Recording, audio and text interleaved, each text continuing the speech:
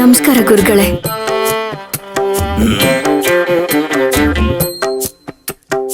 ಹೇಳಿಮ್ಮ, ಏನ್ ನಿಮ್ ಸಮಸ್ಯೆ? ಅದು ಸಮಸ್ಯೆ ಇರೋದು ನಮ್ ಚಿಕ್ಕ ಯಜಮಾನ್ರಿಗೆ. ಅವರು 24 ಗಂಟೆನೂ ಕುಡಿತಾನೆ ಇರ್ತಾರೆ. ಯಾರ ಮಾತು ಕೇಳೋದಿಲ್ಲ. ಅವ್ರಿಗೆ ಗುರ್ತಾ ಬಿಟ್ರೆ ಬೇರೆ ಏನು ಬೇಕಾಗಿಲ್ಲ. ಎಲ್ರೂ ಬೆಳಗ್ಗೆ ಎದ್ದ ತಕ್ಷಣ ಕಾಫಿ ಕುಡಿದ್ರೆ ಇವ್ರ ದಿನ ಶುರು ಆಗೋದೇ ಎಣ್ಣೆಯಿಂದಾನೆ ಇವ್ರ ದಿನಾನು ಮುಗಿಯೋದು. ಇದ್ರಿಂದ ಮನೆಯಲ್ಲಿ ಎಲ್ರೂ ತುಂಬಾ ಬೇಜಾರು ಮಾಡ್ಕೊಂಡಿದ್ದಾರೆ. ಅದಕ್ಕೆ ಹೇಗಾದ್ರೂ ಮಾಡಿ ಅವ್ರ ಕುರ್ತಾನ ಬಿಡಿಸ್ಬೇಕು ಅಂತ ನಿಮ್ ಹತ್ರ ಬಂದಿದ್ದು. ಅವ್ರನ್ನು ನಿಮ್ ಜೊತೆ ಕರ್ಕೊಂಡು ಬಂದಿದ್ದೀರಾ? ಇಲ್ಲ, ಅವ್ರಿಗೆ ನಾವ್ ಹೀಗ್ ಮಾಡ್ತೀವಿ ಅಂತ ಗೊತ್ತಾದ್ರೆ ತುಂಬಾನೇ ಕೋಪ ಮಾಡ್ಕೋತಾರೆ. ಆಮೇಲೆ ಅದೇ ಕೋಪಕ್ಕೆ ಅವ್ರಿನ್ನೂ ಜಾಸ್ತಿ ಕುಡಿತಾರೆ. ಯಾವುದೇ ಕಾರಣಕ್ಕೂ ಅವ್ನು ಕುಡಿಯೋದನ್ನ ನಿಲ್ಲಿಸಬಾರ್ದು. ಅವ್ನು ಕುಡಿದ್ರೇನೆ ಅವನಲ್ಲಿರೋ ರಸಿಕತೆ ಜಾಗೃತಿ ಆಗೋದು. ಅಲ್ಲ ಮೇಡಮ್, ಅವ್ರನ್ನೇ ಮದ್ವೆ ಆಗ್ಬೇಕು ಅಂತ ಇದ್ದೀರಾ. ಮದ್ವೆ ಆಗೋ ಹುಡುಗ ಈ ರೀತಿ ಕುಡಿತಾ ಇರೋದನ್ನ ಇಷ್ಟಪಡ್ತಾ ಇದ್ದೀರಾ. ಎಲ್ರು ಕುಡಿದೇ ಇರೋ ಗಂಡ ಸಿಗ್ಲಿ ಅಂತಾರೆ.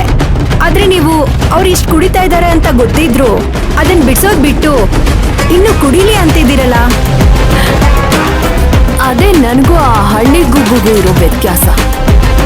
ನಿನಗೆ ಗೊತ್ತಾ, ನಾನು ಫಸ್ಟ್ ಟೈಮ್ ನನ್ನ ತಾರಕನ್ನ ನೋಡಿದಾಗ ಅವನ ಕೈಯಲ್ಲಿ ಡ್ರಿಂಕ್ಸ್ ಬಾಟಲ್ ಇತ್ತು.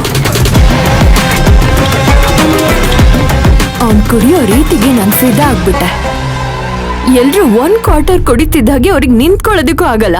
ಆದ್ರೆ ನನ್ನ ತಾರಕ್ ಅವನ್ ಎಷ್ಟು ಸ್ಟಡಿ ಅಂದ್ರೆ ಕುಡ್ದಾಗ ಎದುರುಗಡೆ 100 ಜನ ಬಂದ್ರು ಅವ್ರನ್ನ ಹಂಗೆ ಹೊಡೆದಾಕ್ಬಿಡ್ತಾನೆ. ಅವನ ಆ ನೋಟದಲ್ಲಿರೋ ನಶೆ ನನಗ್ ತುಂಬಾ ಇಷ್ಟ.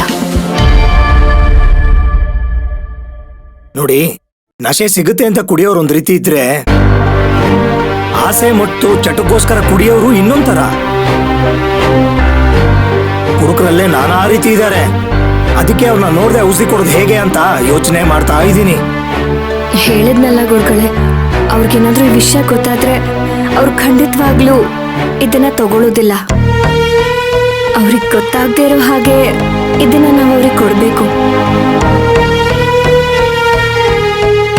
ಸರಿನಮ್ಮ, ಈಗ ನಾನು ಎಲ್ಲರಿಗೂ ಕೊಡೋ ನಾಟಿ ಔಷಧಿನೂ ಕೊಡ್ತೀನಿ, ಜೊತೆಗೆ ಗಿಡಮೂಲಿಕೆಗಳನ್ನ ಅರ್ದು ಮಾಡಿರೋ ಪುಡಿನೂ ಕೊಡ್ತೀನಿ. ಇದನ್ನ ನೀವು ಅವ್ನು ತಿನ್ನೋ ಊಟದಲ್ಲೋ ಕುಡಿಯೋ ನೀರಲ್ಲೋ ಹಾಕಿ ಇದನ್ನ ತಗೊಳ್ಳೋ ಹಾಗೆ ಮಾಡಿ. ಇದನ್ನ 1 ಮಂಡಲ ಅಂದ್ರೆ 48 ದಿವಸ ಅವ್ರು ಕೊಡ್ಬೇಕು. ಖಂಡಿತ ಅದು ವರ್ಕ್ ಆಗ್ಬಾರ್ದು ರೇಣುಕಾ. ಅವಳ ತರೋ ಔಷಧಿಯಿಂದ ನನ್ನ ತಾರಕ್ ಕುಡಿಯೋದನ್ನ ಬಿಡಬಾರ್ದು.